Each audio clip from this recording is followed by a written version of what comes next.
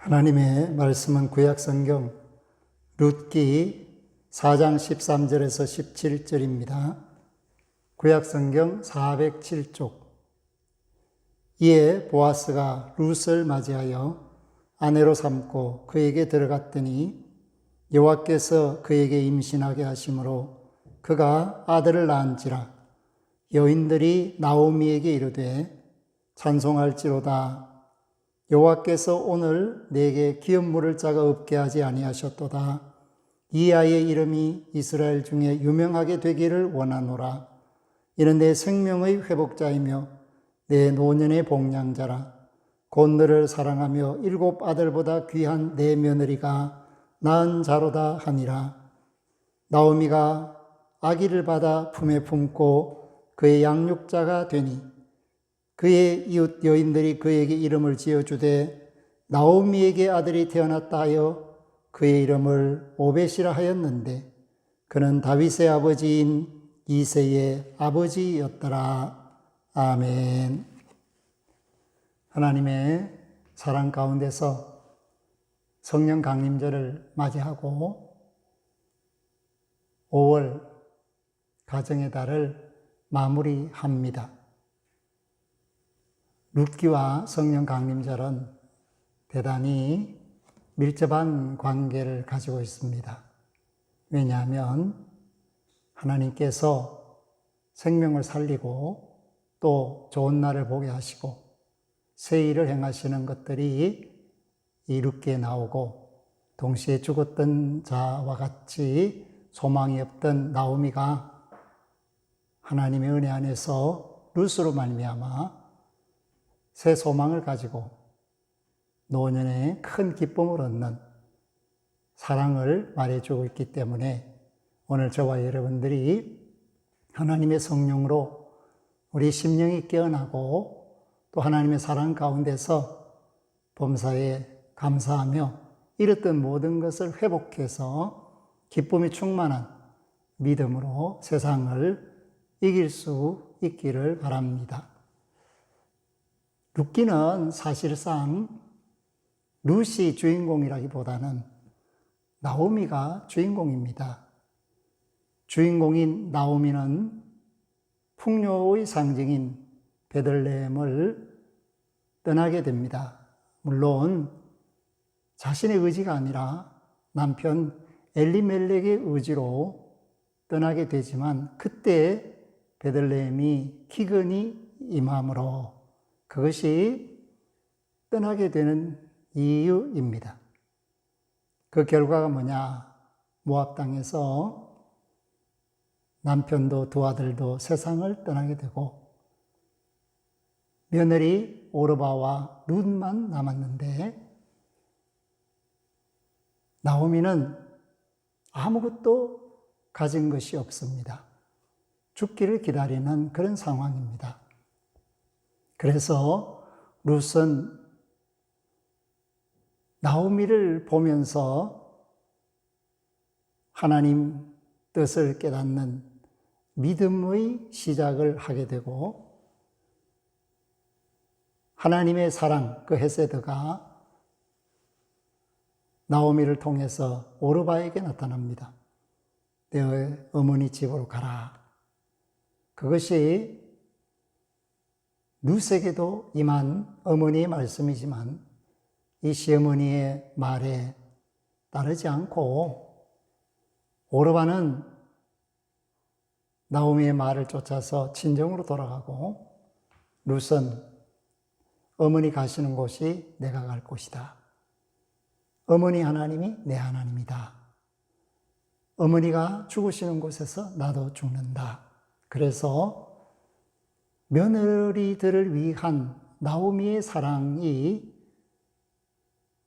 오르바로 하여금 친정으로 가게 하고 룻은 그 사랑을 오히려 반향시켜서 시어머니 나오미를 위로함으로써 그 죽음의 길이 외롭지 않게 합니다. 그렇기 때문에 마라와 같은 쓴 인생을 살았던 나오미는 여자 욥이라 해도 과언이 아닙니다. 욥은 남자였기 때문에 그가 당한 일들이 여자인 나오미와 또 다른 방향으로 흘렀습니다. 그런데 나오미는 의지할 바가 없어졌을 때, 그때도 하나님은 침묵하셨고, 그 침묵하는 순간에 베들레헴은 풍요를 되찾게 되었습니다. 나오미가 베들레헴으로 간다라는 것은 살기 위해서가 아니라 우상의 땅 모압에서 죽기 싫어서, 죽는 것은 내 고향에서 죽어야겠다. 그래서 베들레헴으로 올라가게 됩니다. 사랑하는 성도 여러분, 살기 위해서 하루하루를 몸부림치는 사람들도 있지만은 죽기 위해서 결단하는 사람도 있습니다. 그런데 그 죽음의 길이 생명의 길로 바뀌게 한 사랑을, 헤세드를 보여준 며느리가 있었기 때문에 죽음을 각오한 룻의 결단은 나오미를 살리게 되고 자신도 살게 되는 하나님의 은혜를, 사랑을 힘입게 됩니다. 베들레헴에 왔습니다. 사람들이 여기저기서 수군거립니다. 저가 나오미가 아니냐? 그러나 나오미는 삶의 터전이 없습니다. 밭도 잃어버리고 찾을 힘도 없습니다. 고멜이 없기 때문에 자신을 대신해서 남편의 재산을 회복시켜 줄 사람이 없었기 때문에 괴로움 속에 있었습니다. 그런 과정 속에서 살기 위해서 룻은 밭에 나갔습니다. 보리와 밀을 추수하는 때에 밭에 나갔는데 하나님께서 보아스의 밭으로 인도하시고, 그 보아스는 나오미의 남편 엘리멜렉에 가까운 친족이었습니다. 그래서 보아스의 호의 속에서 룻은 생명의 복량을 할 수가 있었고, 그 사실을 나오미가 들었을 때 하나님의 인애가 임하였다는 사실을 깨닫고 룻에게 보아스의 침소 잠자리에 들기를 원합니다. 사실 이것은 생명을 건 모험입니다. 그런데 룻은 시어머니 나오미의 뜻을 쫓아서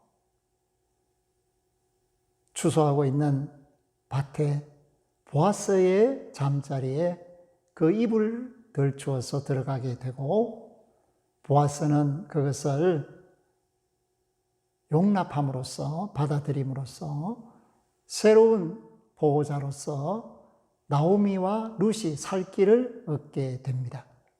그래서 보아스는 얼마든지 남성으로서의 권력을 행사하고 룻을 처벌해도 드릴 수도 있고, 아니면은 그 밭을 빼앗을 수도 있는 그런 위치에 있었지만, 정말 하나님의 사랑을 가지고 가여운 나오미를 생각하고 가여운 이방 여인 룻을 생각해서 하나님의 의뢰의 날개로 그들을 품어가는 그런 사랑을 보여주고 있습니다. 이러한 사랑의 결과가 하나님의 사랑으로 나타났습니다. 그래서 룻기가 우리에게 말해주는 네 가지 헤세드, 사랑. 구약에서 헤세드는 인애와 자비와 선대로 표현되고 있습니다. 신약에서 이것은 아가페, 사랑으로 나타납니다. 그렇기 때문에 저와 여러분들이 시편 136편에서 1절에서 26절까지 여호와의 인자하심과 선하심이 어찌 그리 놀라운가에 대하여 계속적으로 말하는 것을 볼 수가 있는데, 그것이 바로 하나님의 사랑, 헤세드를 말합니다. 후회 없는 사랑이 어떻게 일어났는가? 첫째, 나오미의 결단으로 일어났다. 나오미는 며느리들이 더 이상 자신을 따라서 고생하기를 원치 않았습니다. 그래서 나오미의 선대가 오르바를 살리고 오히려 룻을 얻는 결과를 가져오게 되었습니다. 두 번째는 룻의 선대입니다. 룻은 나오미의 사랑을 감동적으로 받아들이면서 나오미와 함께 하겠다 결단을 하게 됩니다. 그것이 바로 룻의 선대함, 룻이 나오미를 사랑하는 헤세드로 나타났습니다. 세 번째는 보아스의 선대 헤세드입니다. 보아스는 나오미를 사랑하고 룻을 사랑하는 마음을 갖고 또 자신의 친족 엘리멜렉의 집안을 회복시키려는 고멜로서 하나님이 보내시는 사랑을 보여주고 있습니다. 그 사랑은 희생적 사랑입니다. 헤세드의 특징이 뭐냐? 자기를 희생함에 있습니다. 나오미도 자기를 희생하고 룻도 자기를 희생하겠다는 마음을 가지고 보아스도 자신을 희생하는 그러한 모습을 보여주고 있습니다. 그럴 때 하나님의 사랑이 임하였습니다. 그 하나님의 사랑은 나오미의 슬픔을 기쁨으로 바꾸어 주시고 보아스와 룻이 하나님의 은혜 안에서 새 생명을 잉태하는 하나님의 사랑의 결실을 맺게 하셨습니다. 13절에 보니까 이에 보아스가 룻을 맞이하여 아내로 삼고 그에게 들어갔더니 여호와께서 그에게 임신하게 하심으로 그가 아들을 낳은지라. 그 아들은 엘리멜렉 집안을 잇는 아들이 되었습니다. 그렇기 때문에 나오미의 아들이 된 것입니다. 나오미의 두 아들이 죽었지만 대를 이을 수가 없게 되었지만 보아스와 룻이 나오미를 사랑하는 희생, 그 선대함으로 처음 태어난 이 아들이 나오미의 아들이 되었기 때문에 14절 여인들이 나오미에게 이르되 찬송할지로다 여호와께서 오늘 내게 기업 물을 자가 없게 하지 아니하셨도다. 이 아이의 이름이 이스라엘 중에 유명하게 되기를 원하노라. 이 아이는 나오미의 아들입니다. 그래서 이제 자기 남편과 두 아들의 재산을 관리할 수 있고 또 그 후손에게 물려줄 수 있는 상속자가 태어나게 되었다는 것을 말하고 있습니다. 그러므로 15절 이는 내 생명의 회복자이며 내 노년의 복량자라. 곧 너를 사랑하며 7 아들보다 귀한 내 며느리가 낳은 자로다 하니라. 아멘. 이는 내 생명의 회복자. 죽기를 위하여 베들레헴에 올라왔는데 이제 살게 되었습니다. 왜냐하면 잃어버렸던 남편의 영광을 회복하고 자신이 낳지 못하는 아들을 며느리가 낳아서 대신하게 되었기 때문에 나오미는 큰 기쁨으로 하나님께 감사할 수 있게 됩니다. 오늘 이 말씀은 욥기 42장에서 하나님이 욥을 회복시키는 것과 같은 모습으로 나타납니다. 나오미를 회복시키시는 하나님의 사랑, 욥을 회복시키시는 하나님의 사랑은 저와 여러분을 회복시키시는 사랑으로 나타나고 있다는 것을 말하고 있습니다.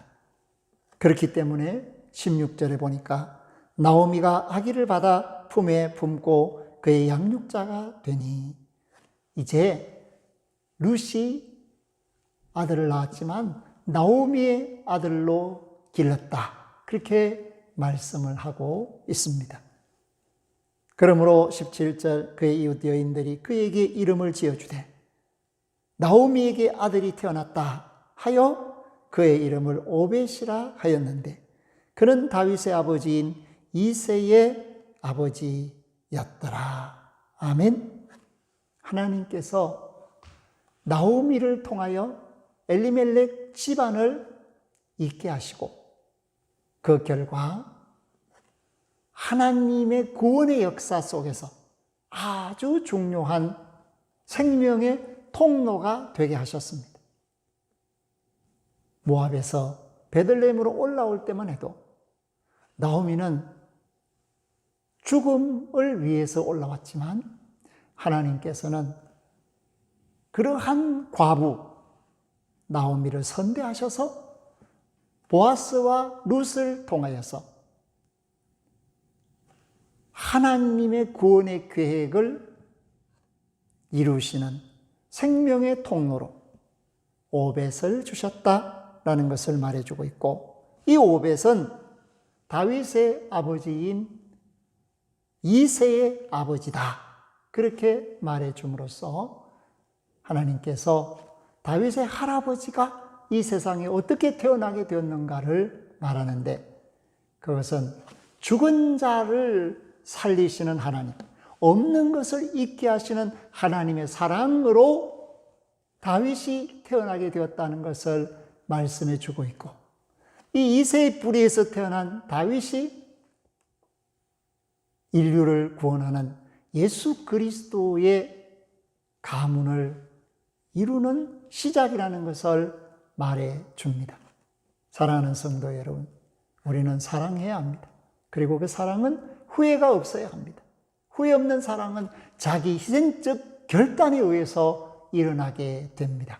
예수 그리스도의 희생적 결단이 인류를 구원하신 것처럼 오늘 저와 여러분도 우리와 함께하는 가족들, 이웃들, 성도들을 위하여 뭔가 하나님의 뜻을 이루기 위해서 내가 희생해야겠다라는 마음으로 시작하면 하나님의 영광이 드러나고 성령 충만한 역사가 나타나서 모든 사람에게 유익을 주는 생명의 통로가 된다는 것을 기억하시고 성령 강림절에 하나님의 축복의 통로가 되기를 주의 이름으로 축복합니다. 아멘. 하나님 아버지, 여자 여우브로 불리는 나오미의 일생은 소망이 없고 절망밖에 없었지만 그가 며느리들을 선대하는 마음을 가지고 친정으로 돌아가려 할 때 오르바는 돌아갔지만 룻은 그 어머니를 택함으로 그 선대하는 마음이 다시 메아리가 되어서 나오미에게 임하고 그때부터 소생하는 역사가 일어나서 베들레헴이 명실상부하게 하나님의 영광이 드러나는 삶의 터전이 되었습니다. 하나님은 보아스를 통하여 나오미를 살리고 룻을 살리는 사랑의 선대를 행하게 하시고 보아스와 룻을 통하여 나오미는 오벳을 얻음으로써 자신이 낳지는 않았지만 남편의 대를 이어 하나님께 영광을 돌리고 이 집안이 다윗 집안이 된다는 것을 말해주고 있습니다. 하나님의 사랑은 후회가 없는 것이고 오늘 믿음의 권속들의 사랑도 후회 없는 사랑이 되게 하여 주셔서 큰 은혜로 온 누리에 가득하게 하시며 큰 사랑이 영광으로 나타나게 하옵소서. 모든 성도들에게 성령 충만함을 주시옵소서. 그리하여 참 사랑을 하게 하옵소서. 예수 그리스도 이름으로 기도하옵나이다. 아멘. 지금은 부활이요 생명이신 우리 주 예수 그리스도의 은혜와 헤세드의 사랑, 선대와 인애와 자비로 세상을 돌보시고 절망하는 이들을 낭망치 않게 하사 소망의 나라로 이끄시는 하나님 우리 아버지의 극진하신 사랑하심과 믿음을 가지고 주를 부르며 찾으며 의지하게 하시는 성령님의 교통하심이 후회 없는 사랑으로 세상을 살기를 바라는 믿음의 권속들, 그 가정, 산업, 생업, 자녀들, 그 앞길 만남 머리 위에와 구원받아 마땅한 이들과 온 세계 천하 만민들 위에 영원토록 항상 함께 하시기를 축원하옵나이다. 아멘.